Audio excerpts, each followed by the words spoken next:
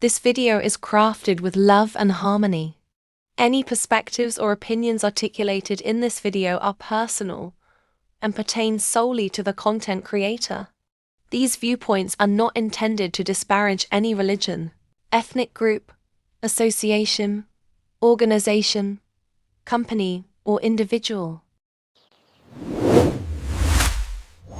The concept of a supreme being has served as the cornerstone of every religion.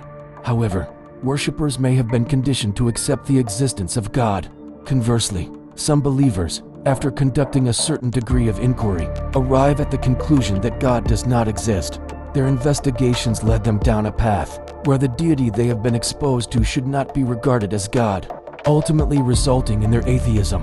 For others, there exists a profound sense of indignation towards God, questioning how he could observe the myriad calamities afflicting the earth without intervening. Stories abound of children who beseech God to deliver their ailing loved ones from affliction. Yet God remains silent, and the loved one ultimately succumbs to death. Accidents, wars, famine, natural disasters, and an array of distressing situations unfold. While the best God seems capable of doing is to observe passively, such inactions do not sit well with many, leading them to conclude that God does not exist. Even if he does, the renowned British biologist and avowed atheist Richard Dawkins has vividly characterized God as a proudly jealous, petty, unjust, unforgiving, control freak, vindictive, bloodthirsty, ethnic cleanser, misogynistic, homophobic, racist, infanticidal, genocidal, filicidal, pestilential, megalomaniacal, sadomasochistic, capriciously malevolent bully. Scientists, adhering to their rigorous methodologies, require empirical evidence to substantiate the existence of God. In the absence of tangible proof, a typical scientist is inclined to dismiss the notion of God's existence. Should one wish to intellectually challenge them, one might inquire as to how the world came into being if indeed there is no God.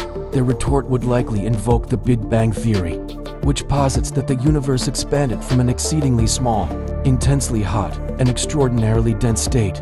This minuscule point erupted with unimaginable force, creating matter and propelling it outward, thereby forming billions of galaxies within the vast expanse of the universe. You see, you have merely articulated a perspective. God does not exist. God is a mere construct of human imagination, a mechanism devised by religious institutions for the purposes of power, oppression, and manipulation. God serves as a tool to elucidate the inexplicable. If God exists, why has he concealed himself, rendering it arduous for individuals to discover him? In the fervent quest for the divine, humanity has inadvertently paved the way for the emergence of numerous religions.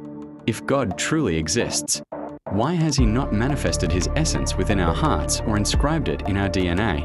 Let us also consider this. If there is a God, then who, in turn, created God? I acknowledge that there are myriad forms of skepticism and reservations regarding the existence of God, and these assertions may indeed carry substantial weight. Nevertheless, a more nuanced examination of certain arguments could still provide compelling evidence for God's existence. Are you certain? Very well, indulge me.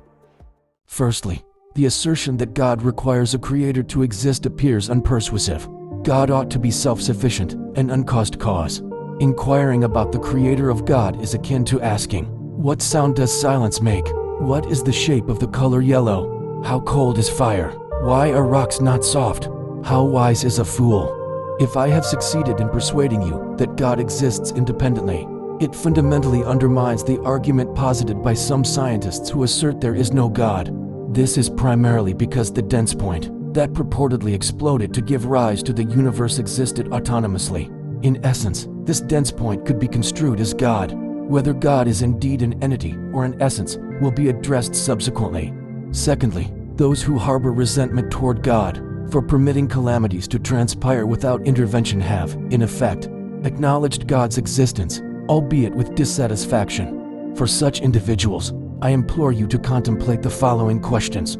Could this have been the original state of the earth?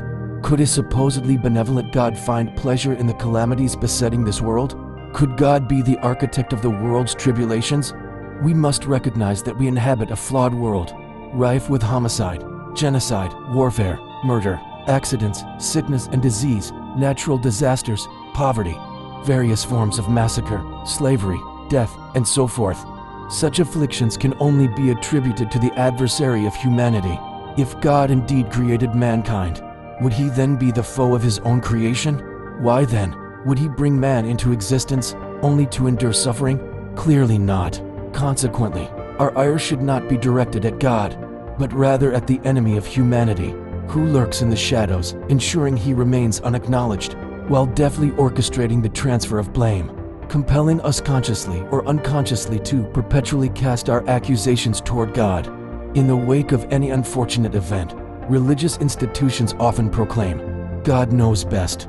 These institutions also assert, "You cannot expect to receive only good, and have no evil come your way from time to time." Some overly zealous individuals even go so far as to claim that certain individuals are destined for misfortune. Meanwhile, the true culprit revels in the chaos. Thirdly, addressing the final category of individuals who perceive God as merely a construct of human imagination. If I pose a question regarding the origins of the first humans, they may attempt to elucidate this through the lens of the Big Bang Theory. However, this theory suggests that something must have existed independently. Thus, it inadvertently affirms the existence of God. If we were to assert that humanity exists autonomously, it would imply that humans possess an intrinsic life force. Consequently, this would elevate us to the status of deities. Yet, the inherent flaw in this assertion lies in our mortality. We can indeed lose this life force. If a force exists that is potent enough to extinguish our lives, it underscores our relative lack of power. This logic falters, for God is typically conceived as omnipotent and eternal. In conclusion, I contend that various claims surrounding the notion of God require scrutiny. I also maintain that God has often been wielded as a tool for manipulation by religious institutions. These entities have misrepresented the divine, whether consciously or unconsciously, attributing qualities to God that are antithetical to his true nature. Nevertheless, this does not negate the existence of God. Regarding scientists who assert that God is merely a device employed to elucidate the inexplicable, this implies the existence of phenomena that transcend scientific understanding, suggesting forces that lie beyond the corporeal realm. Furthermore, for those who argue that if God truly exists, he should have disclosed himself, I would counter that perhaps he has manifested, and we have either dismissed him or rejected his message. Ultimately, I am inclined to believe that the concept of God originated with certain individuals who maintained a profound relationship with him. These individuals likely imparted their insights regarding the existence of God to their descendants, creating a lineage of belief that has persisted through generations, cascading down to our own. Thus, it is plausible that God is not merely a fragment of human imagination. Who are these individuals? In due time, they shall undoubtedly be revealed. As we have examined the discourse surrounding the existence of God, I pose the question, does God exist? I find myself at a crossroads of belief. For the moment, I shall remain ambivalent. For those whose response is affirmative, I would inquire, do all religions lead back to God? Conversely, for those who respond negatively, I invite you to accompany me on this journey, as you may yet be persuaded as we progress in further discussions. I come in peace, and may peace be unto you. Thank you for watching Through the Lens with Bros T.